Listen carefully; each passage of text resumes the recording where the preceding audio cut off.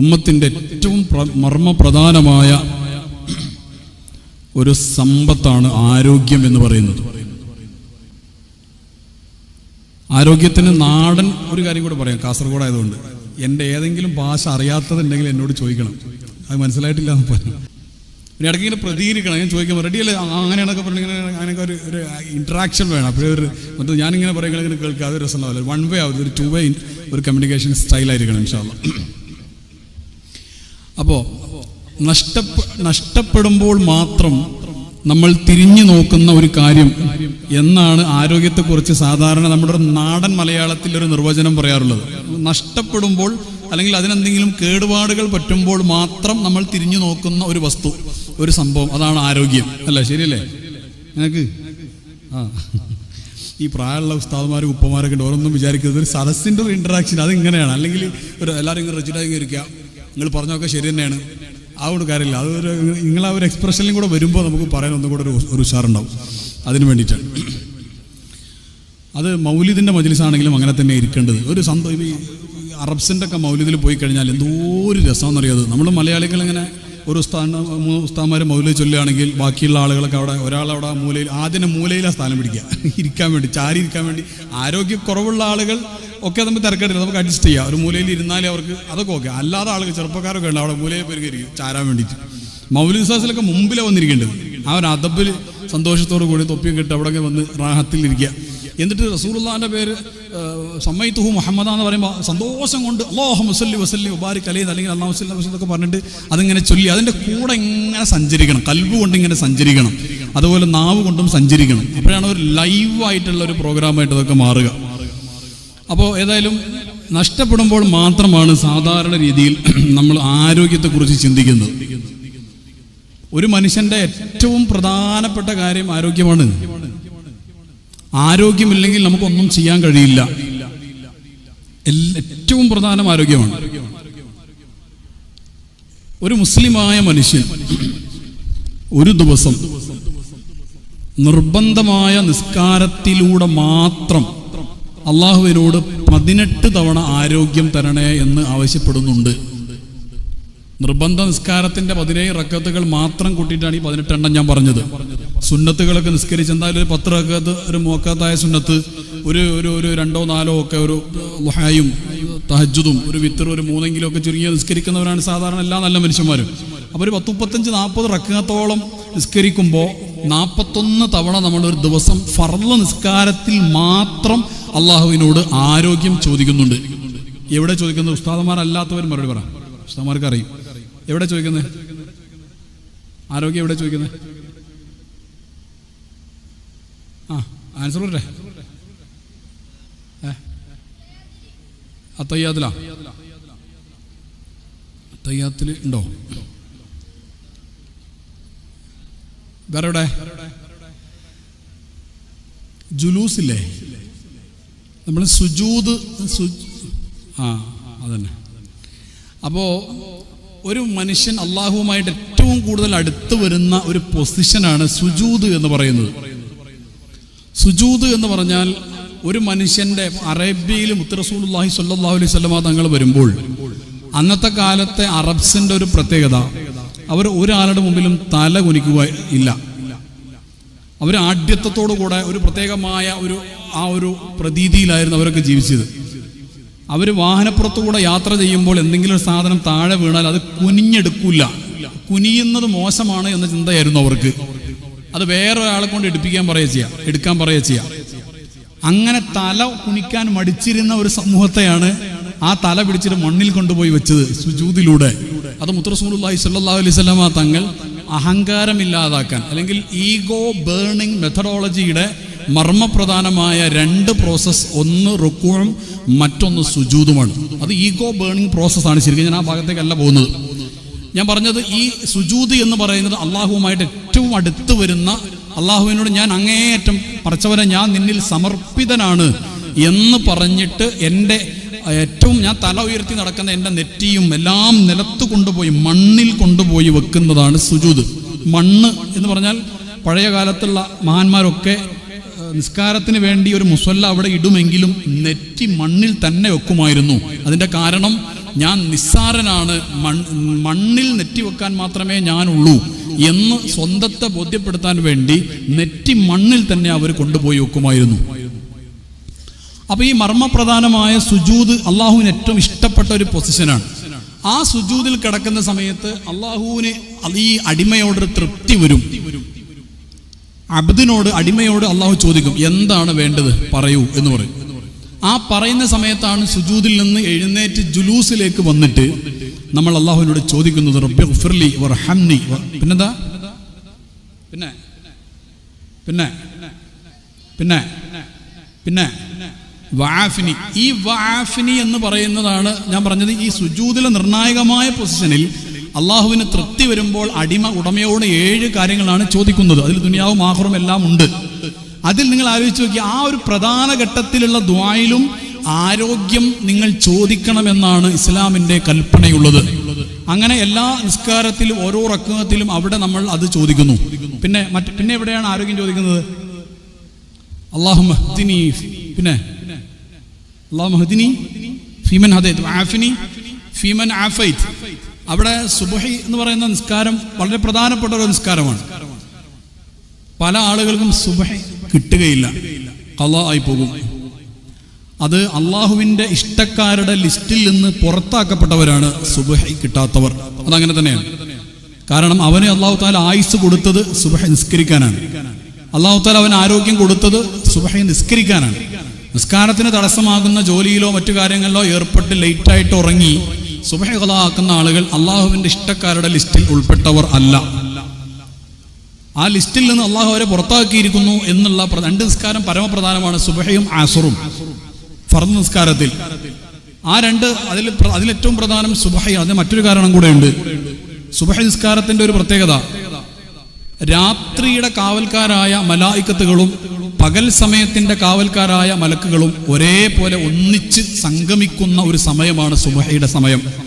ആ സമയത്ത് നിസ്കരിക്കാൻ തൗഫീഖ് ഇല്ലാത്ത ആള് നേരത്തെ ഞാൻ പറഞ്ഞതുപോലെ അള്ളാഹുവിന്റെ ആ ലിസ്റ്റിൽ നിന്ന് പുറത്താക്കപ്പെട്ടവരാണ്. അള്ളാഹു നമ്മളെ കാത്തിരിക്കുമാറാവട്ടെ. ആരെങ്കിലും, ഈ സദസ്സിലൊന്നും അങ്ങനെയുള്ള ആളുകൾ ഉണ്ടാവില്ല, എന്നാലും ഞാൻ പറയണം, ആരെങ്കിലും ഓൺലൈനിലൊക്കെ കുറെ ആൾക്കാരുണ്ട്. അപ്പോൾ എവിടെയെങ്കിലും ആരെങ്കിലും സുബ്ഹി ഖളാ ആക്കുന്നവരുണ്ടെങ്കിൽ അള്ളാഹു തആല അതിൽ നിന്ന് അവരെ രക്ഷപ്പെടുത്തുമാറാവട്ടെ. അതിനു വേണ്ടി പറഞ്ഞതാണ്. അപ്പൊ ഈ മർമ്മപ്രധാനമായ സുബ്ഹി നിസ്കാരത്തിൽ നിർണായകമായ ഒരു പ്രാർത്ഥനയാണ് അല്ലാഹുമ്മ ഹ്ദിനി ഫീമൻ ഹദൈത് വആഫിനി ഫീമൻ ആഫൈത് വതവല്ലനി എന്നൊക്കെ പറഞ്ഞ ദ്വാരക്കുന്ന ദ്വാ. അവിടെയും കൊണ്ടുവന്നിരിക്കുന്നു ആരോഗ്യം എന്ന് പറയുന്ന വിഷയം.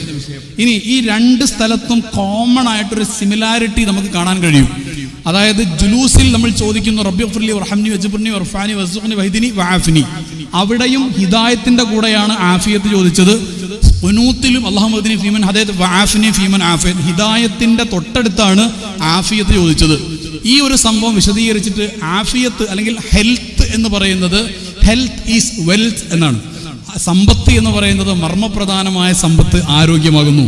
ഈ വിഷയം ചർച്ച ചെയ്തിട്ട് പല മഹാന്മാരും ഇത് പല രീതിയിലും വിശദീകരിച്ചിട്ടുണ്ട്. അവർ പറയുന്നത്, ചില മഹാന്മാർ പറയുന്നത് ഹിദായത്ത് നിലനിൽക്കണമെങ്കിൽ ഒരാൾക്ക് ആഫിയത്ത് വേണം, അതുകൊണ്ട് അങ്ങനെ പറഞ്ഞു എന്ന് പറയുന്നുണ്ട്. മറ്റു ചില പണ്ഡിതന്മാർ പറയുന്നത് ഹിദായത്തിനോളം പ്രാധാന്യമുള്ളതാണ് ആഫിയത്ത്, ആരോഗ്യം.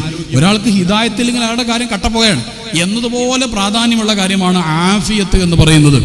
അതുകൊണ്ടാണ് ഞാൻ പറഞ്ഞത് ഫർദ് നിസ്കാരത്തിൽ മാത്രം 17 റക്അത്തിൽ 18 തവണ നിർബന്ധമായ നിസ്കാരത്തിൽ അള്ളാഹുവിനോട് ആഫിയത്ത് നമ്മൾ ചോദിക്കുന്നു. പക്ഷേ ആഫിയത്ത് നമ്മൾ ചോദിക്കുന്നു എന്ന് മാത്രമേ ഉള്ളൂ. അതിനനുസരിച്ചിട്ടുള്ള ഒരു ജീവിത ശൈലിയിൽ നിന്ന് ഉമ്മത്ത് വളരെയധികം ബാക്കോട്ട് പോയിരിക്കുന്നു. ഞാൻ ചില കാര്യങ്ങൾ ഞാൻ പറയും ഇൻഷാ അല്ലാഹ്. അത്രമാത്രം നമ്മൾ ബാക്കോട്ട് പോയിട്ടുണ്ട്. ഇപ്പൊ നിങ്ങൾ ഇതുമായി ബന്ധപ്പെട്ട ചില സ്റ്റഡികളൊക്കെ നടത്തി കഴിഞ്ഞാൽ അല്ലെങ്കിൽ വായിച്ചു കഴിഞ്ഞാൽ നിങ്ങൾക്കത് ബോധ്യപ്പെടും. ഇപ്പോൾ 2 തരം രോഗങ്ങളാണ് ഇപ്പൊ ലോകത്ത് ഏറ്റവും കൂടുതൽ ഉണ്ടായിക്കൊണ്ടിരിക്കുന്നത്, അല്ലെങ്കിൽ ഏറ്റവും ഉള്ളത്. ഒന്ന് ലൈഫ് സ്റ്റൈൽ ഡിസീസസ് എന്ന് പറയും. എന്ന് പറഞ്ഞാൽ ജീവിത ശൈലി മോശമായതുകൊണ്ട് അല്ലെങ്കിൽ തെറ്റായ ജീവിത ശൈലി ഉണ്ടായതുകൊണ്ട് ഉണ്ടായിത്തീരുന്ന രോഗങ്ങൾ.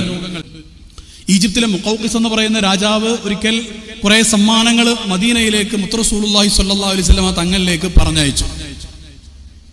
റസൂലുള്ളാഹി സ്വല്ലല്ലാഹു അലൈഹി വസല്ലമയുടെ പേര് കേൾക്കുമ്പോൾ സ്വലാത്ത് ചെല്ലണമെന്ന് പറയാൻ പാടില്ല. അത് പറഞ്ഞിട്ടുണ്ടാക്കേണ്ടതല്ല എന്നർത്ഥം. അത് ഹൃദയത്തിലുണ്ടെങ്കിൽ ഓട്ടോമാറ്റിക്കലി വരേണ്ട ഒരു സാധനമാകുന്നു. അത് നിങ്ങൾ ചൊല്ലൂ എന്ന് പറഞ്ഞിട്ട് ഞാൻ കുറേ ശബ്ദം ഉണ്ടാക്കേണ്ടതല്ല. അത് തെറ്റാണെന്നല്ല, അല്ല ഒരു മുഅ്മിനായ മനുഷ്യനാണെങ്കിൽ നിന്റെ മുത്തുനബി സല്ലല്ലാഹു അലൈഹി വസല്ലമയെ കുറിച്ചല്ലേ പറയുന്നത് എന്ന് കേൾക്കുമ്പോൾ തന്നെ ഉള്ളിൻ്റെ ഉള്ളിൽ നിന്ന് വരും. ഇപ്പം ഞാനത് പറയുമ്പോൾ ഒരു 5 വട്ടം പറയുമ്പോൾ ഉണ്ടാവും, 6ാമത്തെ തവണ കുറച്ച് സൗണ്ട് പറഞ്ഞിട്ടുണ്ടാവും, അസ്തഗ്ഫിറുല്ലാഹ്. അതിൻ്റെ അർത്ഥം കുറെ ഉറക്കെ പറഞ്ഞാലേ സ്വലാത്താവൂ എന്നല്ല, ഉറക്കെ പറഞ്ഞാലും എല്ലാം പറഞ്ഞാലും പറയുന്നു എന്നുള്ളത് പറയുന്നവർ ഉറപ്പുവരുത്തുക എന്നതാണ് ഞാൻ ആ പറഞ്ഞതിൻ്റെ അർത്ഥം. ഈ മഹബത്ത്, ഇഷ്ഖ് എന്ന് പറയുന്നത് അങ്ങനെ നിർബന്ധിച്ചുണ്ടാക്കേണ്ട ഒരു സാധനമല്ല, അങ്ങനെ ഉണ്ടാവുകയുമില്ല. ഇപ്പം ഞാൻ എൻ്റെ ഭാര്യയോട് അല്ലെങ്കിൽ എൻ്റെ ഒരു ശിഷ്യനുണ്ടെങ്കിൽ ആ ശിഷ്യനോട് മര്യാദയ്ക്ക് നീ എന്നെ ബഹുമാനിക്കണം, ഞാൻ 10 വരെ എണ്ണ, അപ്പോഴത്തേക്ക് എന്നെ ബഹുമാനിക്കണം, റെഡി 1 2 3 എടാ ബഹുമാനിക്കണം, 10 പാവും, പെട്ടെന്ന് ബഹുമാനിച്ചു അല്ലെങ്കിൽ പ്രശ്നമാവും, 4 5 6 7 ഇങ്ങനെ പറഞ്ഞിട്ട് ആ കുട്ടിക്ക് എന്നെ ബഹുമാനിക്കാൻ പറ്റുമോ? ബഹുമാനിക്കുക എന്ന് പറഞ്ഞാൽ എന്താ പറയുക, ഉപരിതലത്തിൽ നടക്കുന്ന എന്തോ ഒരു പ്രവർത്തനമാണ്, ഒരിങ്ങനെ ആക്കലാണ് ബഹുമാനം. ഉള്ളിലില്ലാതെ ഞാൻ പുറത്തേക്കൊരു പ്രവർത്തനം കാണിച്ചത് കൊണ്ട് മഹാന്മാർ സൂക്ഷ്മാർത്ഥത്തിൽ പറയുന്നു ദാറ്റ് ഈസ് നിഫാഖ്. അത് ബഹുമാനാവില്ല എന്ന് മാത്രമല്ല, നിഫാഖിന്റെ പരിധിയിൽ പെടുക വരെ ചെയ്യും എന്ന് പറഞ്ഞിട്ട് പണ്ഡിതന്മാർ അതിനെക്കുറിച്ച് പറഞ്ഞിട്ടുണ്ട്. അപ്പോൾ ഞാൻ പറഞ്ഞു വന്നത്, മുത്തുനബി സല്ലല്ലാഹു അലൈഹി വസല്ലമ തങ്ങളുടെ അടുത്തേക്ക് ഈജിപ്തിലെ രാജാവ് കുറേ സമ്മാനങ്ങൾ കൊടുത്തയച്ചു, കൂട്ടത്തിൽ ഒരു ഡോക്ടറെയും കൊടുത്തയച്ചു. ഈ ഡോക്ടർ മദീനത്ത് വന്നിട്ട് ചരിത്രങ്ങൾ കേട്ടതായിരിക്കും, പല ഉസ്താദുമാരും പറയുന്നതാണ്. ഞാൻ അതിൻ്റെ ഒരു കോണ്ടെക്സ്റ്റ് എടുത്തിട്ട് ഇന്നത്തെ ഒരു കോണ്ടെക്സ്റ്റിലേക്ക് കൊണ്ടുവരാൻ വേണ്ടിയാണ് പറയുന്നത്. അപ്പോൾ ഡോക്ടർ ഏകദേശം 1 വർഷക്കാലം മദീനത്ത് നിന്നു. മദീനത്ത് 1 വർഷക്കാലം ഈ ഡോക്ടർ എന്തിനാണ് ഈജിപ്തിലെ രാജാവ് പറഞ്ഞയച്ചത്? മദീനത്ത് രോഗികൾ ഉണ്ടാകുമ്പോൾ ഈജിപ്തിലെ രാജാവ് പറഞ്ഞയച്ച ഡോക്ടർ ആ മദീനത്തിലെ രോഗികളെ ചികിത്സിക്കാൻ വേണ്ടിയാണ്. പക്ഷെ 1 വർഷമായിട്ടും ഒറ്റ രോഗിയും വരുന്നില്ല, മദീനത്ത് രോഗികളില്ല. അപ്പോൾ ലാസ്റ്റ് ഈ ഈജിപ്തിലെ ഡോക്ടർ പറഞ്ഞു, ഞാൻ പോവുകയാണ്, ഇവിടെ രോഗികളില്ലല്ലോ, ഞാൻ പോകട്ടെ. അപ്പോൾ അവർ പറഞ്ഞു, ആയിക്കോട്ടെ നിങ്ങൾ പോയിക്കോളി. അപ്പോൾ ഡോക്ടർ പറഞ്ഞു, എന്താണ് ഇവിടെ രോഗികളില്ലാത്തത്, അതിൻ്റെ ആ സീക്രട്ട് പറഞ്ഞു തരാമോ എന്ന് ചോദിച്ചു. അപ്പോൾ അവർ പറഞ്ഞു കൊടുത്തു, അത് 2 കാര്യങ്ങളാണ് അവർ പറഞ്ഞു കൊടുത്തത്. ഒന്ന്, ഞങ്ങൾ വിശപ്പ് ഉണ്ടാകുമ്പോൾ മാത്രമാണ് ഭക്ഷണം കഴിക്കുക, വിശന്നാൽ മാത്രമാണ് ഭക്ഷണം കഴിക്കുക. മറ്റൊന്ന്, ഞങ്ങൾ ഭക്ഷണം കഴിക്കുമ്പോൾ തന്നെ വയറ് നിറയുന്നതിൻ്റെ മുമ്പ് ഫൈദ അകൽന മാ ശബിഅന എന്ന് പറഞ്ഞാൽ വയറ് നിറയുന്നതിൻ്റെ മുമ്പ് നമ്മൾ ഭക്ഷണം കഴിക്കുന്നത് നിർത്തുകയും ചെയ്യും. അപ്പോൾ ഡോക്ടർ പറഞ്ഞു, ദാറ്റ്സ് ഇറ്റ്, അതന്നെയാണ് എൻ്റെ കാരണം. അപ്പോൾ ഇത് റസൂലുള്ളാഹി സ്വല്ലല്ലാഹു അലൈഹി വസല്ലമ തങ്ങളെ പറഞ്ഞതാണ്. ഈ ഒരു ലൈഫ് സ്റ്റൈലുമായിട്ട് നമ്മൾ മുന്നോട്ട് പോവുകയാണെങ്കിൽ ലൈഫ് സ്റ്റൈൽ ഡിസീസ് എന്ന് പറയുന്ന കുറേ രോഗങ്ങൾ നമുക്ക് ഇല്ലാതാകും. ഞാൻ ചില സൂചനകൾ പറയും. നമ്മുടെ ജീവിതത്തിൻ്റെ ശൈലി, ആ ശൈലി കൊണ്ട് കുറേ മാനസികവും ശാരീരികവുമായ കുറേ രോഗങ്ങൾ നമുക്കുണ്ടാകുന്നുണ്ട്. അതിൽ നിന്നൊരു മുസ്ലിമായ മനുഷ്യൻ രക്ഷപ്പെടേണ്ടതുണ്ട്. ശരിക്കും പറഞ്ഞാൽ ഭക്ഷണം കഴിക്കുന്ന വിഷയത്തിൽ, ഭക്ഷണം നമ്മൾ എത്ര ഭക്ഷണം കഴിക്കേണ്ടത്, ഭക്ഷണം നമ്മൾ പറഞ്ഞു നോക്കുക, ഭക്ഷണം എത്ര കഴിക്കേണ്ട ഒരാൾ എത്ര? അങ്ങനെ കണക്കില്ലാത്തതാണ് ഈ പ്രശ്നം. ഭക്ഷണം എത്ര കഴിക്കേണ്ടത്? ബിഹസ്ബി ബിനി ആദം ലുഖൈമാത്തുൻ യുഖിംന സുൽബ ഫഇൻ കാന ലാ ബുദ്ദ ഫായില. അപ്പോഴാണ് പറഞ്ഞത് എന്ത്? ഫതുലുൽ തുആമി ഫതുലുൽ ശറാബി ഫതുലുൽ നഫസി എന്ന് പറഞ്ഞത്. എന്ന് പറഞ്ഞാൽ ഒരാൾക്ക് അയാളുടെ നട്ടൽ, റസൂലുള്ളാഹി പറഞ്ഞ ഹദീസാണ് സ്വല്ലല്ലാഹു അലൈഹി വസല്ലം, ഒരാളുടെ നട്ടലിൽ നേരെ നിവർത്തി വെക്കാൻ മാത്രമുള്ള ഭക്ഷണം കഴിച്ചാൽ മതി. അത് പോരെങ്കിൽ ഫതുലുൽ തുആമി 1/3 ഭക്ഷണം കഴിക്കട്ടെ, ഫതുലുൽ ശറാബി വെള്ളം കുടിക്കട്ടെ 1/3, ബാക്കി ശ്വാസോച്ഛ്വാസത്തിന് വേണ്ടി അയാൾ ഒഴിച്ചിടട്ടെ എന്നാണ്. ഞാനൊരു സ്ഥലത്ത് ഒരാളോട് ചോദിച്ചു, 1/3 ഭക്ഷണം 1/3 വെള്ളം ബാക്കി 1/3 എന്തിനാന്ന് ചോദിച്ചു. അപ്പോൾ അയാൾ പറഞ്ഞു, സാറേ ഫ്രൂട്ട്സ് അത് അങ്ങനെയുള്ള കാര്യങ്ങൾക്ക്. അപ്പോൾ ഞാൻ പറഞ്ഞു, മോനെ ഫ്രൂട്ട്സ് ഒക്കെ ഇതിൽ പെട്ടൂടാ. ഓൻ ആത്മാർത്ഥം കൊണ്ട് പറഞ്ഞ കാരണം ഓൻ്റെ വീട്ടിൽ അതാ കിട്ടുക, അതും ഇതിൽ പെട്ടതാണെന്നുള്ളത് അറിയുന്നില്ല. എൻ്റെ സുഹൃത്തുക്കളെ, ഇത് നിസ്സാരമായ വിഷയമല്ല. ഒരു മുഅ്മിനായ മനുഷ്യന്റെ മർമ്മപ്രധാനമായ പോരാട്ടം ആരോടാണെന്നറിയോ? നഫ്സിനോടാണ്. വഖാലിഫിൻ നഫ്സ വശൈത്വാന വഅസ്ഹിമ വഇൻഹുമാ മഹവാക നസ്ഹ ഫത്തഹിമി ഫഇന്ന അമ്മാറതി ബിസ്സൂഇ മത്തഅലത് മിൻ ജഹലിഹാ ബിനദീരി ശൈബി വൽ ഹറമി. ബുറുദയുടെ 2ാമത്തെ ഫസലിലെ ആദ്യത്തെ വരിയാണ് രണ്ടാമത് പറഞ്ഞത്, അതിൻ്റെ അപ്പുറത്തുള്ള വരിയാണ് അതിന് മുമ്പ് പറഞ്ഞത്. ഏറ്റവും മർമ്മപ്രധാനമായ പോരാട്ടം എന്ന് പറഞ്ഞാൽ ശരീരത്തിൻ്റെ ഇച്ഛകളെ പോരാടി തോൽപ്പിക്കുക എന്നത് ഈ ജീവിതത്തിൻ്റെ പ്രധാനപ്പെട്ട അടയാളമാണ്, ലക്ഷ്യമാണ്. അമ്മാമൻ ഖാഫ മഖാമ റബ്ബി വനഹൻ നഫ്സ അനിൽ ഹവാ. ഇതാണിത് മർമ്മപ്രധാനമായ നമ്മുടെ ദൗത്യം. ആ ദൗത്യത്തിൽ നമ്മളെ സഹായിക്കുന്ന നിർണായകമായ ഒരു പോയിന്റാണ് വിശപ്പിനെ സ്നേഹിക്കുക എന്ന് പറയുന്നത്. വിശപ്പിനെ വെറുത്ത ആളുകൾ ഒരു ഘട്ടം കഴിഞ്ഞാൽ ഔലിയാക്കളുടെ ജീവിതത്തിൽ കാണാൻ വിശപ്പിനെ അവർ കീഴടക്കിയിട്ടുണ്ടാവും. ശൈഖുനാ മടവൂർ സി.എം. വലിയുള്ളാഹിയുടെ ജീവിതത്തിലുണ്ട്. എത്രയോ ഔലിയാക്കൾ. കോട്ടിക്കുളം ഇവിടെ അടുത്തല്ലേ? കോട്ടിക്കുളം അടുത്തല്ലേ? വലിയ ദൂരം ഉണ്ടോ? എത്ര ദൂരമുണ്ട്? അത്രേ ഉള്ളൂ. കോട്ടിക്കുള്ള ഞാൻ അവിടെ പരിപാടിക്ക് വന്നിട്ടുണ്ട്. അബ്ദുൽ അസീസ് ഖാദിരി ഖദ്ദസല്ലാഹു അവിടെ കണ്ട പല ആൾക്കാരും ഇവിടെ സദസ്സിലുണ്ടാവും. വലിയ മഹാനായിരുന്നു, ഒരു ആശിക്കായിരുന്നു അവർ. അള്ളാന്റെ ഹബീബായ സല്ലല്ലാഹു അലൈഹി വസല്ലം തങ്ങളുടെ മജ്ലിസ്, വലിയ വലിയ മജ്ലിസ്, ചെറുതൊന്നുമല്ല. ഷെയ്ഖ് അഹമ്മദ് അൽ ബദവി തങ്ങളില്ലേ, ആ മഹാനവറുകൾ 100,000 ആളുകൾക്ക് പങ്കെടുപ്പിച്ച മൗലിദ് നടത്തുക. നമ്മുടെ നാട്ടിലെ മൗലിദ് ചെറുതാണ്, അത് വലിയ മൗലിദ് നടത്തുന്ന ആളായിരുന്നു. പറഞ്ഞ ഔലിയാക്കന്മാരുടെ ജീവിതത്തിൽ മാഷാ അല്ലാഹ് ഒരു ഘട്ടം കഴിഞ്ഞാൽ അവർ വിശപ്പിനെ തോൽപ്പിക്കും. 10, 40, 100 ദിവസം 2 കൊല്ലം 3 കൊല്ലം ഒരു ഭക്ഷണം കഴിക്കാതെ ജീവിക്കുന്ന ഒരവസ്ഥയിലേക്ക് വിശപ്പ് എന്ന് പറയുന്ന നമ്മുടെ അടിസ്ഥാനപരമായ പ്രശ്നമാണ് വിശപ്പ്. ഇതിനെ മറികടക്കുന്ന ഒരവസ്ഥയിലേക്ക് അവരെത്തും. അത് അള്ളാഹുവിന്റെ നിഅമത്താണ്. പക്ഷെ ഞാൻ പറയുന്നത് നമ്മൾ ഓരോ ഘട്ടത്തിലും ഫലാ തറുംബിൽ മാസി കസറ ശഹ്വത്തിഹ ഇന്ന ത്വആമ യഖവി ശഹ്വത്തൻ നഹിമി എന്ന് ബഹുമാനപ്പെട്ടവർ പറയുന്നുണ്ട്. ഇമാം ബുസീർ റളിയല്ലാഹു പറയുന്നുണ്ട്. എന്താണ് പറഞ്ഞതിന്റെ അർത്ഥം എന്നറിയോ? ഒരാൾക്ക് വിശപ്പുണ്ട്, ഞാൻ കുറേ ഭക്ഷണം കഴിച്ചിട്ട് വിശപ്പിനെ കൊണ്ട് ഇല്ലാതാക്കട്ടെ എന്ന് വിചാരിക്കരുത്. നിങ്ങൾ ശഹ്വത്തിനെ വല്ലാതെ കൊണ്ട് അതിന് ഭക്ഷണം കുറേ കൊടുത്തുകൊണ്ട് ശഹ്വത്തിനെ കസറാക്കാൻ വിചാരിക്കരുത് എന്നാണ് പറയുന്നത്. എന്ന് പറഞ്ഞാൽ ഭക്ഷണത്തിൽ ചില ശീലങ്ങൾ നമ്മൾ കൊണ്ടുവരേണ്ടതുണ്ട്. ചില സ്ഥലത്ത് ഞാൻ 1/3 ഭക്ഷണം കഴിക്കണം എന്ന് പറഞ്ഞപ്പോൾ അയാൾ പറയണം, ആയിക്കോട്ടെ സാർ ഞങ്ങൾ 1/3 കഴിക്കാം. അതെങ്ങനെയാന്ന് ചോദിച്ചു. ചെമ്പിന്റെ 1/3. ചെമ്പിന്റെ 1 ചെമ്പില്ലേ ചോറ് വെക്കുന്ന എല്ലാവർക്കും കൂടെ ഉള്ള ചെമ്പ്, 8 ആൾക്കുള്ള ഭക്ഷണമാണ്. അപ്പൊ 1/3 ഇവൻ തന്നെ കഴിച്ചാൽ 3 ആൾ ഭക്ഷണം പോയില്ലേ? ചെമ്പിന്റെ 1/3. ഇനി ഞാൻ വേറെ ഉദാഹരണം പറഞ്ഞുതരാം. നമ്മൾ എത്രമാത്രം ഇത്തരം ടീച്ചിങ്സിൽ ഇത്തരം വിഷയങ്ങൾ ചർച്ച തന്നെ പൊതുവെ കുറവാണ്. ഇത്തരം വിഷയങ്ങൾ എല്ലാവരും ചോദിക്കും ഇബാദത്തിന്റെ ലദ്ദത്ത് കിട്ടാത്ത എന്താണെന്ന്. അതിന്റെ ഒരു കാരണം വയറ് നിറഞ്ഞതാണ്. നിറഞ്ഞ വയറ് കൊണ്ട് ഇബാദത്ത് എടുത്താൽ ഇബാദത്തിൽ ഫോക്കസ് ഉണ്ടാവില്ല, പള്ള ഒരു മസ്തായിട്ടുണ്ടാവുക. ആണോ അല്ലേ? പറ. ഇബാദത്തിന്റെ ലദ്ദത്ത് ആഗ്രഹിക്കുന്ന ആളുകൾ വയറിൽ 1/3 ഭക്ഷണം 1/3 വെള്ളം ബാക്കി ഒഴിച്ചിടണം. ആ പ്രോസസ്സിങ് യൂണിറ്റ് ആയിട്ട് ആ 1/3 അവിടെ ഒഴിച്ചിടണം. എന്നാലേ അതവിടെ നടക്കുള്ളൂ. ഇത് ലദ്ദത്തിൽ ഇബാദത്ത് കിട്ടും. ഇബാദത്തിന്റെ ടേസ്റ്റ്, ഇബാദത്തിന്റെ രുചി അത് കിട്ടുകയും വേണം. ഭക്ഷണം കുറക്കാനായിട്ട് കഴിയുകയില്ല. രണ്ടും കൂടെ നടക്കൂല. ഇപ്പൊ ഞാനൊരു ഉദാഹരണം പറഞ്ഞു തരാം. നമ്മുടെ ആക്രാന്തത്തിന്റെ ഒരു ഉദാഹരണം. അല്ലാഹു നമുക്ക് മാറാനുള്ള തൗഫീഖ് നൽകട്ടെ. നിങ്ങൾ കേട്ടാ പോരട്ടോ, ഞാൻ നിങ്ങളൊക്കെ മാറണം. ഞാൻ വലിയ തികഞ്ഞ ആളായിട്ട് നിങ്ങളോട് പറയല്ല, പിന്നെ വിളിച്ചതുകൊണ്ട് ഞാൻ പറയാതെ മാത്രം. നമ്മളൊക്കെ മാറണം. അല്ലാഹു തആല നമുക്ക് തൗഫീഖ് നൽകട്ടെ. നമ്മൾ നിസ്കരിക്കാനുണ്ട്, ഭക്ഷണം അവിടെ റെഡിയാണ്. ആദ്യം ഏതാ നിർവഹിക്കേണ്ടത്? ഖളാ ആവാനായിട്ടില്ല. അങ്ങനെയാണെങ്കിൽ പിന്നെ അവിടെ ചർച്ച ഒന്നുമില്ല. ഖളാ ആനായിട്ടൊന്നുമില്ല, ടൈമൊക്കെ ഉണ്ട്. അങ്ങനെയാണെങ്കിൽ ആദ്യം ഏതാണ് ചെയ്യേണ്ടത്? ഏതാ? ഭക്ഷണം കഴിക്കണം അല്ലേ? അല്ലേ? ഇങ്ങനെ വിശപ്പുണ്ടെങ്കിൽ ഭക്ഷണം കഴിക്കണം. ഓക്കെ. നമ്മൾ അങ്ങനെ തന്നെ ചെയ്യാറുള്ളത് അല്ലേ? നമ്മൾ അങ്ങനെ ചെയ്യാനുള്ള കാരണം എന്താണ്? റസൂലുള്ളാഹി പഠിപ്പിച്ചിരിക്കുന്നു സ്വല്ലല്ലാഹു അലൈഹി വസല്ലം. അല്ലേ? അല്ലേ? അല്ല, റസൂലുള്ളാഹി പഠിപ്പിച്ചിട്ടുണ്ട്. നമ്മൾ ചെയ്യുന്നത് അതുകൊണ്ടല്ല, ആക്രാന്തം കൊണ്ടാണ്. അതിന്റെ ഉദാഹരണം ഞാൻ പറഞ്ഞുതരാം, തെളിവ് പറയും. അല്ലാതെ വെറുതെ ആരും ഇങ്ങനെ സമ്മതിക്കണ്ട, ബോധ്യപ്പെട്ട മാത്രം സമ്മതിച്ചാൽ മതി. റസൂലുള്ളാഹി സ്വല്ലല്ലാഹു അലൈഹി വസല്ലം തങ്ങൾ അങ്ങനെ പറഞ്ഞത് കൊണ്ടാണ് നമ്മൾ അവിടെ ആദ്യം ഭക്ഷണം കഴിക്കുന്നതെങ്കിൽ മുത്തുനബി പറഞ്ഞതുപോലെ 1/3 കഴിക്കണം. ഞാൻ പറഞ്ഞത് മനസ്സിലായോ? അവിടെ റസൂലുള്ളാഹി പറഞ്ഞു എന്ന് എനിക്ക് അനുകൂലമായതുകൊണ്ട് അത് മാത്രം എടുത്തു. പക്ഷെ അതിന്റെ കൈഫിയത്തിലേക്ക് പോയില്ല. അതിന്റെ കൈഫിയത്ത് എന്താണ്? സുൽസുൽ ത്വാം, സുൽസുൽ ശറാബ്, അതാണ് കൈഫിയത്ത്. ആ കൈഫിയത്തിലേക്ക് പോയില്ല. അപ്പൊ കൈഫിയത്തും കൂടെ, കൈഫിയത്ത് പറഞ്ഞാൽ അതിന്റെ ഹൗ പാർട്ട്, അതിനാണ് കൈഫിയത്ത് എന്ന് പറയാം. ഇംഗ്ലീഷിൽ ഹൗ പാർട്ട് എന്ന് പറയാം കൈഫിയത്ത്. ഈ കൈഫിയത്ത് എങ്ങനെയാണ് ചെയ്യുക എന്നുള്ളത് അതും കൂടെ കറക്റ്റ് ചെയ്യുമായിരുന്ന ആളാണ് ഞാനെങ്കിൽ പറയാന്നത് മുത്തുനബി പറഞ്ഞത് കൊണ്ടാണ് ഞാൻ ചെയ്തതെന്ന് പറയാം സ്വല്ലല്ലാഹു അലൈഹി വസല്ലം. അതർവൈസ് ഇറ്റ്സ് ഔട്ട് ഓഫ് എന്താണ് അതിന് പറയാ? ആക്രാന്തം, ഗ്രീഡ് എന്ന് പറയാം, ഗ്രീഡി എന്ന് പറയാം. ആക്രാന്തം കൊണ്ട് ചെയ്തതാണ്. എന്നിട്ട് വളരെ ഫുള്ളാക്കിയിട്ട് പറയുന്നത് മുത്തുനബി പറഞ്ഞുകൊണ്ട് ഞാൻ ഭക്ഷണം കഴിച്ചു. ദുഷ്ടൻ. ആര് ദുഷ്ടൻ? ആര്? നിങ്ങൾ ഞാനും തന്നെ. ആരാണോ അങ്ങനെ കഴിച്ചത് അയാൾ വേറൊരാളെ കുറിച്ചല്ലത് പറയുന്നത്. ഈ കഥാപാത്രം ഞാൻ നിങ്ങളുമാണ് എന്ന് തിരിച്ചറിയണം. ഇനി വേറൊരു രസം പറയും. ഇടക്ക് ഒരു ക്ലാസ് അല്ലെങ്കിൽ പ്രസംഗം കേട്ടിട്ട് നമ്മൾ നന്നാവാതിരിക്കാനുള്ള ചില കാരണങ്ങളുണ്ട്. അത് ഞാൻ പറഞ്ഞുതരാം. അത് ഉപകാരം ചെയ്യും.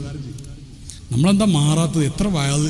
ഇപ്പം 40 വയസ്സുള്ള ആൾക്കാർ ഒരു 18 വയസ്സ് മുതലെങ്കിലും വയത് കേൾക്കാൻ തുടങ്ങിയിട്ടുണ്ടാവില്ല. അല്ലെങ്കിൽ അതിൻ്റെ മുമ്പ് 10-22 കൊല്ലം വയത് കേൾക്കാൻ തുടങ്ങിയിട്ട് ഒരു 5 വയത് വെച്ച് കൂട്ടിക്കോ. ഈ മലയിൽ മാത്രമല്ല ഒരുപാട് വയതുണ്ടാവില്ല. എത്ര വയത് നമ്മൾ കേട്ട് നമ്മൾ അതിനനുസരിച്ചൊക്കെ നമ്മൾ നന്നായോ? ഇല്ലല്ലോ. എന്തൊക്കെ കാര്യങ്ങൾ നമ്മൾ കേട്ടിട്ടുണ്ട്. ഒരു ഭൗതികമായ പൈസ ഉണ്ടാക്കുന്ന ഒരു ക്ലാസ് 10,000 രൂപ ഫീസ് വെച്ചാൽ നമ്മൾ കോഴിക്കോട് കണ്ണൂർ പോയിട്ട് പറ്റണേ ഓടി ചെല്ലും. ദുനിയാവ് ഒരു വിലയും ഇല്ലാത്ത ദുനിയ. അതിനടുത്ത് പൈസ ഉണ്ടാക്കേണ്ടതല്ല, പൈസ ഉണ്ടാക്കിയോ, ഹൈറായ വഴിയിലുണ്ടാക്കുക, ഹൈറായ വഴിയിൽ ചെലവഴിക്കുക. അങ്ങനെ ഒരു ക്ലാസ് ഉണ്ടെന്ന് കേട്ടാൽ എങ്ങനെ സമ്പന്നനാവാം? ആ ക്ലാസ് കേൾക്കാൻ വേണ്ടി 25,000 10,000 കൊടുത്തിട്ട് നമ്മൾ ഓടിപ്പോയിട്ട് ക്ലാസ് കേൾക്കും. അത് നമുക്കറിയുന്ന ചില കാര്യങ്ങൾ കോട്ടൊക്കെ ഇട്ട് ഒരു ഷൂ ഒക്കെ ഇട്ടിട്ട് ഒരു പ്രത്യേക മോഡലിൽ ഒരു സ്ക്രീനിൽ കാണിച്ചുകൊണ്ട് പറയുന്ന പിന്നെ കുറച്ചും കൂടി കാര്യങ്ങൾ ഉണ്ടാവും എന്നത് ഒഴിച്ചാൽ പ്രത്യേകിച്ചൊന്നും ഉണ്ടായിക്കൊള്ളുന്നില്ല. പിന്നെ എല്ലാവരും കൂടെ ഇരുന്നപ്പോൾ ഞാൻ എന്തൊക്കെ ആണെന്നൊരു ചോദനൊക്കെ വന്നിട്ടുണ്ട്. അതന്നെ കഴിഞ്ഞ കലാസ്. ഇനി അടുത്ത ക്ലാസ്സിൽ വന്നാൽ അതിൻ്റെ ബാക്കി കിട്ടും. അത് തെറ്റാണെന്നല്ല ഞാൻ പറയുന്നത്, അത് നടന്നോട്ടെ. ട്രെയിനിങ് ക്ലാസ്സുകൾ ഞാനും എടുക്കാറുണ്ട്. പക്ഷെ ഹാഷ് ബോഷ് പരിപാടികളെ കൊണ്ട് ലാസ്റ്റിംഗ് ഇമ്പാക്റ്റ് ഉണ്ടാവില്ല എന്ന് കാലാകാലത്തേക്കുള്ള ഇമ്പാക്റ്റ് ഉണ്ടാവില്ല എന്നത് തിരിച്ചറിയുന്നത് നല്ലതാണ്. ഞാൻ പറഞ്ഞു വന്നപ്പോൾ 10,000 രൂപയുടെ ക്ലാസ്സിന് നമ്മൾ പോകും. ഇവിടെ പറയുന്ന ക്ലാസ് എന്ത്, ഇവിടെ ഉസ്താദന്മാരെ വാദം എന്തിനെ കുറിച്ചാണ്? കാലാകാലവും നിലനിൽക്കുന്ന ആഖിറം എന്ന് പറയുന്ന വലിയ ഒരു മേഖലയിലെ വിജയത്തെക്കുറിച്ചാണ് ഇവിടെ ഫ്രീ ആയിട്ട് ക്ലാസ് കിട്ടുന്നത്. അത് മഹല്ല് കമ്മിറ്റി ചെലവെടുത്തിട്ട് ഒരു പൈസ നയാ പൈസ ഇവിടെ വരുന്ന പറഞ്ഞിട്ട് 1000 രൂപ കൊടുക്കണമെന്ന് പറഞ്ഞാൽ ഒറ്റ കുട്ടി ഇവിടെ ഉണ്ടാവില്ല. ഈ പായലിന് വരുന്ന കുട്ടികളില്ലേ 1000 കൊണ്ടുവരെന്ന് പറഞ്ഞാൽ ഒരാൾ ഇവിടെ ഉണ്ടാവില്ല. പിന്നെ അത്രമാത്രം അള്ളാഹു നമുക്ക് ചെയ്തൊരു നിയമത്താണിത്. ഈ ലോകത്ത് നിങ്ങൾ പറ, ലോകത്തെ പരമപ്രധാനമായ ഇൽമ ഏതാണ്? അള്ളാന്റെ ഖുർആനല്ലേ? അല്ലേ? പിന്നെ മുത്തറസൂലുള്ളാഹിന്റെ ഹദീസല്ലേ സ്വല്ലല്ലാഹു അലൈഹി വസല്ലം? ഇത് നമുക്ക് ഫ്രീ ആയിട്ട് കയ്യിൽ കിട്ടുകയാണ്. എന്നിട്ട് അത് പഠിക്കാൻ നമുക്ക് സമയമില്ല. ഞാൻ പറഞ്ഞില്ല, എന്തോ സംഗതി ഇങ്ങനെ കോട്ടിങ് കാണിച്ച് അതിന് ഭയങ്കര വില കൊടുത്ത് പോവാ. നമ്മൾ അവിടുന്ന് തുടങ്ങുന്നുണ്ട് നമ്മുടെ അധപ്പതനം. ശരിക്കും അവൻ്റെ കൂട്ടുകാരെ ഞാൻ പറഞ്ഞു വരുന്നത്, നമുക്ക് ഈ ഭക്ഷണത്തിന്റെ ശൈലിയിൽ അടിസ്ഥാനപരമായി മാറ്റങ്ങൾ കൊണ്ടുവരണം. അപ്പോൾ ഗസാലി ഇമാം റഹ്മത്തുള്ളാഹി ചർച്ച ചെയ്തു.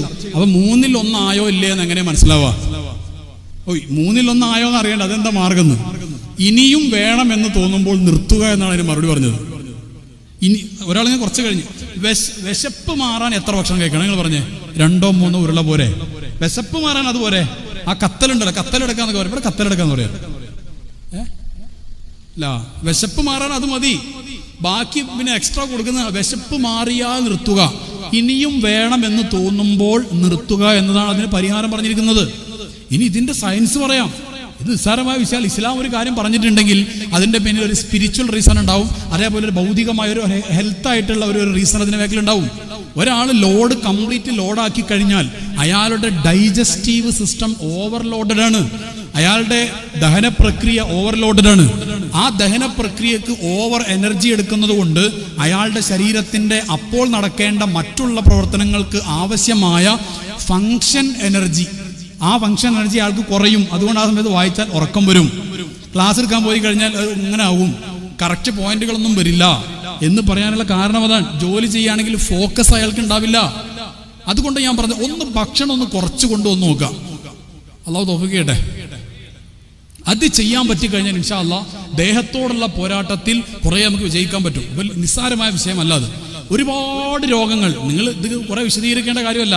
ഇപ്പൊ നിങ്ങൾ ഒരു ലിറ്റർ കൊള്ളുന്ന ഒരു മിക്സി അതുപോലെ തന്നെ മറ്റൊരു കുക്കറില്ലേ, കുക്കറിൽ നിങ്ങൾ 2 ലിറ്റർ ഇട്ട് അടങ്ങനെ വെച്ചിട്ട് അതിങ്ങനെ ആക്കി ആ സാധനം അടിച്ചു പോകുന്നത് അല്ലേ? അങ്ങനല്ലേ? ഡീസൽ ഒഴിക്കേണ്ട കാറിൽ നിങ്ങൾ പെട്രോൾ ഒഴിച്ചാൽ എന്താ സംഭവിക്കുക?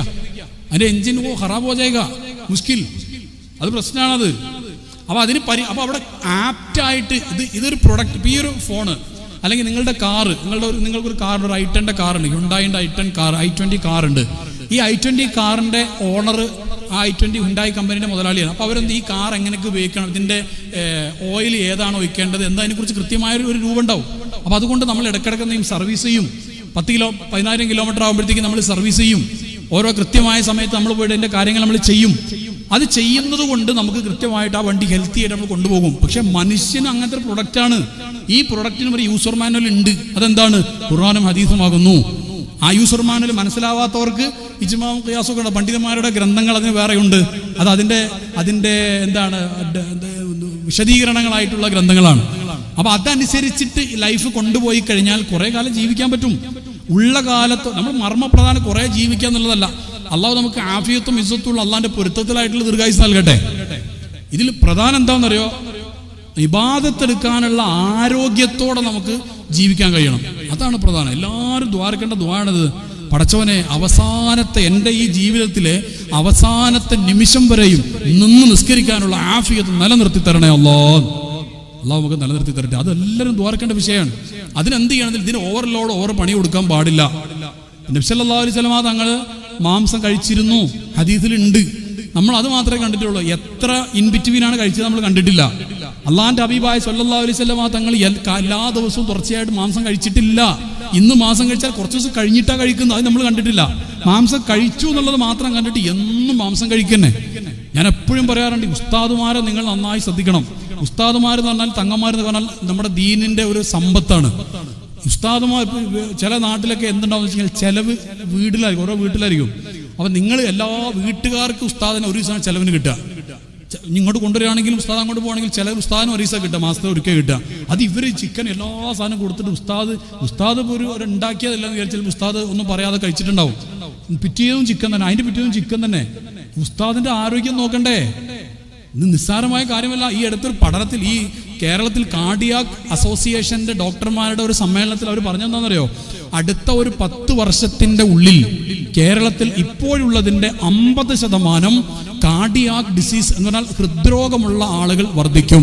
പ്രായം എത്ര പറഞ്ഞെന്നറിയോ? 18ന്റെയും 45ന്റെയും ഇടക്ക് പ്രായമുള്ള ആളുകളിലായിരിക്കും ഈ 50% കൂടുതൽ ഉണ്ടാവുക എന്നാണ്. അതിന്റെ പ്രധാനപ്പെട്ട ഒരു കാരണം മാംസത്തോടുള്ള വല്ലാത്ത താല്പര്യമാണ് എന്ന് അവർ പ്രമേയത്തിൽ അവർ പറയുന്നുണ്ട്. അലി റളിയല്ലാഹു അൻഹു എന്താ പറഞ്ഞത്? മാംസത്തിന് ഒരു ലഹരി ഉണ്ട്, ആ ലഹരി മുസ്ലിമായ ഒരു മനുഷ്യനെ ബാധിക്കാൻ പാടില്ല എന്നാണ്. ഒട്ടും മാംസം കഴിക്കണ്ട എന്നല്ല ഈ പറഞ്ഞതിന്റെ അർത്ഥം. കഴിക്കണം, മൗലിദ്, നല്ല സദസ്, നല്ല കല്യാണം. പാവപ്പെട്ട ആൾക്കാരെ കല്യാണത്തിന് പോയിട്ട് ഭക്ഷണം കഴിച്ചോളൂ, അതൊരു ഷിഫായിന്റെ ഭക്ഷണമായിരിക്കും. പലരും സഹായിച്ചിട്ടൊക്കെ ഉണ്ടാകുന്ന കുറേ കഴിക്കണം എന്നല്ല പറഞ്ഞത്. ഷിഫായിൻ്റെതാകുമ്പോൾ വെച്ചാൽ അന്ന് ഷിഫായിൻ്റെതല്ലേ കുറേ കഴിക്കുക, അങ്ങനല്ല. ഷിഫായിൻ്റെത് കുറച്ച് കഴിച്ചാൽ മതി, അപ്പോൾ തന്നെ ബർക്കത്ത് കൂടുതൽ ഉണ്ടാവുക ചെയ്യുക. മൗലിദിന്റെ ഭക്ഷണമാണെന്ന് പറഞ്ഞിട്ട് കുറേ കഴിക്കും ചില ആൾക്കാർ. ന്യായം ഓൻ്റെ വിശപ്പാണോ കഴിക്കുന്നത്? ന്യായം പറഞ്ഞത് ഷിഫായിൻ്റെതല്ലേ. നേരെ തിരിച്ചാണ്, ഷിഫായിൻ്റെതാണെങ്കിൽ ഇനി കഴിക്കുന്നതിന് പകുതി കഴിച്ചാൽ മതി, അപ്പോൾ തന്നെ ഫലം ഉണ്ടാവുക ചെയ്യാം. അപ്പോൾ ഒരു ഒന്നൊന്ന് കുറച്ച് സാവധാനം ഒന്ന് കുറച്ച് കൊണ്ടുവരാൻ പറ്റുകയാണെങ്കിൽ. അതേപോലെ തന്നെ ഈ പുതിയ കാലത്ത് ഈ പഞ്ചസാരയോടുള്ള ഒരു വല്ലാത്ത താല്പര്യം ഒരുപാട് രോഗങ്ങൾ ഉണ്ടാക്കുന്നുണ്ട്. ഓരോന്ന് പറഞ്ഞ് ഞാൻ എണ്ണി പറയുന്നില്ല. പഞ്ചസാര എന്ന് പറഞ്ഞാൽ വൈറ്റ് പോയിസൺ ആണ് എന്ന് അതിനെക്കുറിച്ച് പറയും. വെള്ള എന്താണ് പോയിസൺ എന്ന് പറയുന്നതിൻ്റെ അടുത്ത്? വിഷം എന്നൊക്കെ പറയും. വെള്ള വിഷം, വൈറ്റ് പോയിസൺ. ശരിക്കും ഒരാളുടെ ഫാറ്റ്, അതുപോലെ തന്നെ ഒരാളുടെ കൊളസ്ട്രോള്. ഇപ്പോൾ ലിവറിനൊക്കെ വളരെ പെട്ടെന്ന് ഫാറ്റ് വരുന്ന കാലമാണ്. ഈ ലിവറിന് ഫാറ്റ് വരുന്നതിൻ്റെ ഒരു പ്രശ്നം എന്താണെന്ന് വെച്ച് കഴിഞ്ഞാൽ അത് അറിയില്ല. മറ്റ് രോഗങ്ങൾ പോലല്ല, അതിൻ്റെ സിംറ്റംസ് സർഫേസ് ലെവലിൽ വരില്ല, മനസ്സിലാക്കാൻ പ്രയാസമാണ്. 4ാമത്തെ സ്റ്റേജും കഴിഞ്ഞ് ഇത് അടിച്ചു പോയിട്ടാണ് പലപ്പോഴും അറിയാം. അല്ലെങ്കിൽ മറ്റെന്തെങ്കിലും രോഗങ്ങളുടെ ഭാഗമായി സ്കാനിങ് എടുക്കുമ്പോഴായിരിക്കും ലിവർ സിറോസിന്റെ അടുത്തേക്ക് എത്തിയിട്ടുണ്ട്, ഫാറ്റ് ലിവറാണ്, ഗ്രേഡ് 3 ആണ്, ഗ്രേഡ് 4 ആണ് എന്ന് പറയുക. അത് വലിയ വിഷയമാണ്. നമുക്ക് സിംറ്റംസ് ഇല്ല, അതിന്റെ ലക്ഷണങ്ങൾ ഉണ്ടാവില്ല, അതാണ് അതിന്റെ പ്രശ്നം. അപ്പോൾ ഈ fat liver, cholesterol, fat, body fat, ഇങ്ങനെ കുറേ കാര്യങ്ങൾ ബേൺ ചെയ്ത് ഇല്ലാതാക്കി കളയാൻ നിങ്ങൾ ശരിക്കും പരിശോധിക്കുക. ഒരു മാസം പഞ്ചസാര ഒഴിവാക്കിയിട്ട് നിങ്ങൾ പോയിട്ട് ടെസ്റ്റ് ചെയ്ത് നോക്കുക. പഞ്ചസാര എന്നാൽ ചായ മാത്രമല്ല, ജ്യൂസ് മാത്രമല്ല, ബേക്കറിയിൽ വരുന്ന പഞ്ചസാര മാത്രം, എന്തിലൊക്കെ പഞ്ചസാര ഉണ്ടോ പഞ്ചസാരയുടെ കണ്ടന്റ് കംപ്ലീറ്റ് ഒഴിവാക്കിയിട്ട് ഒരു മാസം ജീവിച്ചു നോക്കി. ബോഡിക്ക് തന്നെ ഒരു എനർജി ഒക്കെ ഫീൽ ചെയ്യും, കുറച്ച് തടിയൊക്കെ കുറയും. ബോഡിക്ക് ഒരു പ്രത്യേക എനർജി ഫീൽ ചെയ്യും. പഞ്ചസാര ഒട്ടും ഉപയോഗിക്കേണ്ടതല്ല. ഞാൻ ചായ കുടിക്കാറുണ്ട്, പക്ഷെ എപ്പോഴും ചായ കുടിക്കില്ല. എൻ്റെ വീട്ടിൽ നിന്നാണെങ്കിൽ രാവിലെ ബ്രേക്ക്ഫാസ്റ്റ് കൂടെ ചായ കുടിക്കാറില്ല. എൻ്റെ വീട്ടിലാണെങ്കിൽ വൈകുന്നേരം ചായ കുടിക്കാറില്ല. പുറത്തു പോകുമ്പോൾ അല്ലെങ്കിൽ വിദേശത്തൊക്കെ പോകുമ്പോൾ ചിലപ്പോൾ ഞാൻ ചായ കുടിക്കാറുണ്ട്. ഇന്ന് ഞാൻ ചായ കുടിച്ചിട്ടുണ്ട്, എൻ്റെ സുഹൃത്തിൻ്റെ കൂടി ചായ കുടിച്ചിട്ടുണ്ട്. വല്ലപ്പോഴാണ് ചായ കുടിക്കുക. ഡെയിലി ഷെഡ്യൂളിൽ എനിക്ക് ചായ ഇല്ല, ഞാൻ കുടിക്കാറില്ല. ജ്യൂസ് വല്ലപ്പോഴും കുടിക്കും, അത് ഇടക്ക് കുടിക്കും വല്ലപ്പോഴും ഒക്കെ. ചില വീട്ടിൽ ചെന്നാൽ നമുക്ക് നോ പറയാൻ കഴിയില്ല. ആകെ ഒരു ജ്യൂസ് നമ്മൾ കുടിക്കേണ്ടാവുള്ളൂ. അത് ഇഷ്ടത്തോടെ തരുമ്പോൾ അത് വേണ്ടാന്ന് പച്ചവെള്ളം പറഞ്ഞ് തന്നാൽ മതി, അവർക്ക് ഇഷ്ടമാവില്ല. അന്നേരമൊക്കെ നമ്മൾ അവരെ ഒരു സന്തോഷിപ്പിക്കാൻ വേണ്ടിയിട്ട് ആ രീതിയിൽ നമ്മൾ കുടിക്കും. അപ്പോൾ ആ രീതിയിൽ ഒരു സെറ്റപ്പിലേക്ക് നമ്മൾ വരണം എൻ്റെ പ്രിയമുള്ളവർ. അല്ലെങ്കിൽ എന്താണെന്ന് പറയുക, ഇപ്പോൾ നിങ്ങൾ ശരിക്കും ആലോചിച്ചു, വയസ്സ് പറയണ്ടല്ലോ, എൻ്റെ വയസ്സ് പറയണ്ടല്ലോ, വേണ്ട, എൻ്റെയൊക്കെ പ്രായമുള്ള ആളുകൾ ഒന്ന് ചിന്തിച്ച് നോക്കൂ. ചോദിക്കൂ, എത്ര പ്രായം? അപ്പോഴേ ചിന്തിക്കാൻ പറ്റുള്ളൂ. വയസ്സ് പറയണ്ട, ആൾക്കാർ പലതും കാൽക്കുലേറ്റ് ചെയ്യും. വയസ്സിൽ കാര്യമൊന്നുമില്ല കൂടെ. എനിക്ക് പേടിയാണ്. കാരണം എന്താ പറയുക, എനിക്ക് 37 വയസ്സായി. ഞാനിങ്ങനെ പേടിക്കുന്നൊരു വിഷയം എന്ന് വെച്ചാൽ 40 വയസ്സായാൽ എന്താ ചെയ്യുന്നത്? അല്ലാഹു തആല നമുക്ക് ആഫിയത്തുള്ള ദീർഘായുസ്സ് നൽകട്ടെ. 40 വയസ്സായാൽ മദീനക്കാരായ ആൾക്കാരുടെ ചരിത്രം, മഹാന്മാരുടെ ചരിത്രത്തിലൊക്കെ ഉണ്ട്. മദീനക്ക് സാധാരണക്കാരുടെ ചരിത്രത്തിലൊക്കെ കാണാം. അവർ അള്ളാഹിനെ പേടിച്ചിട്ട് അള്ളാഹുവിൽ ലയിക്കാൻ വേണ്ടി പള്ളിയുമായിട്ട് കൂടുതൽ സമയം ചെലവഴിക്കുന്ന, ദീനുമായി ബന്ധപ്പെട്ട് നിൽക്കുന്ന 40 വയസ്സാണ് കഴിഞ്ഞാൽ പിന്നെ ദുനിയവിയായ ചിന്തകൾ വളരെ കുറവായിരിക്കുന്നു. അപ്പോൾ ഞാൻ പടച്ചോനെ എന്നെ കൊണ്ട് അത് കഴിയോ വിചാരിച്ചിട്ട് ബേജാറ്. 37, 3 കൊല്ലം കഴിഞ്ഞാൽ 40 എനിക്ക്. അപ്പോൾ അള്ളാഹുവിൻ്റെ ആ ചിന്തയിൽ മുഴുകി ജീവിക്കണ്ടേ? അതിൻ്റെ അടുത്ത പള്ളിയിൽ ഇങ്ങനെ പോയിരിക്കാന്നല്ല. നിങ്ങൾ ഡ്രൈവ് ചെയ്യുകയാണെങ്കിൽ അതിലും ദിക്റുല്ലാഹി ഉണ്ട്, പാടത്തെ കൊത്തുകയാണെങ്കിൽ അതിലും ദിക്റുല്ലാഹി ഉണ്ട്. ആ ചിന്തയാണ് പ്രധാനം. അല്ലാതെ പള്ളിയിൽ ഇങ്ങനെ ഒരാൾ പള്ളിയിൽ മൂലം ഇരിക്കണം, അവരുടെ ചിന്ത മൊത്തം വേറെ ദിക്റുല്ലാഹിയാണെന്ന് പറയാൻ പറ്റില്ല. അത് എന്താണ്, പാടത്തിൻ്റെ ചിന്തയായിരിക്കും ആളെ മനസ്സിലായി, ബിസിനസിൻ്റെ പൈസൻ്റെ ചിന്തയായിരിക്കും. അപ്പോൾ എവിടെ ഇരിക്കുന്നു എന്നുള്ളതല്ല നിന്റെ വിഷയം. ഈ മതഭൗതിക വിദ്യാഭ്യാസം എന്ന് പറയാറില്ലേ, എന്താണ് അതിന്റെ മാനദണ്ഡം? മതഭൗതിക വിദ്യാഭ്യാസം എന്ന് പറയാൻ അതിന്റെ മാനദണ്ഡം എന്താണ്? മതവിദ്യാഭ്യാസം എന്ന് പറഞ്ഞാൽ ഒരാള് ഒരു ദർസിൽ പഠിക്കുന്നു, അയാളുടെ മനസ്സിലുള്ളത് വലുതാക്കിയിട്ട് പ്രസംഗിച്ച് ആൾക്കാരുടെ നല്ല ആളാവണം, നല്ല പൈസ ഉണ്ടാക്കണം.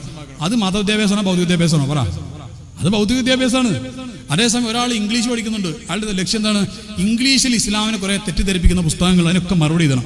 മുത്തറസൂലുള്ളാഹിനെ കുറിച്ച് സ്വല്ലല്ലാഹു അലൈഹി വസല്ലം ഇംഗ്ലീഷിൽ പ്രസംഗിച്ചിട്ട് ഇംഗ്ലീഷ് നാട്ടുകാർക്കൊക്കെ മനസ്സിലാക്കി കൊടുക്കണം. ഈ ചിന്തയിലാണ് ഇയാൾ PG കോളേജിൽ പോകുന്നത്. അത് എന്ത് വിദ്യാഭ്യാസ? അത് മതവിദ്യാഭ്യാസമാണ്. അവ എവിടെ ആയിരിക്കുന്നു എന്നുള്ളതല്ല ഇതിന്റെ മാനദണ്ഡം, അയാളുടെ ചിന്ത എന്താണ് എന്നതാണ് ഇതിന്റെ മാനദണ്ഡം. അപ്പൊ എന്റെ പ്രിയപ്പെട്ട സുഹൃത്തുക്കളെ, നമുക്ക് ജീവിതത്തിൽ ഈ ഒരു തരത്തിൽ കുറച്ച് മാറ്റങ്ങളിലേക്ക് നമുക്ക് കൊണ്ടുവരണം.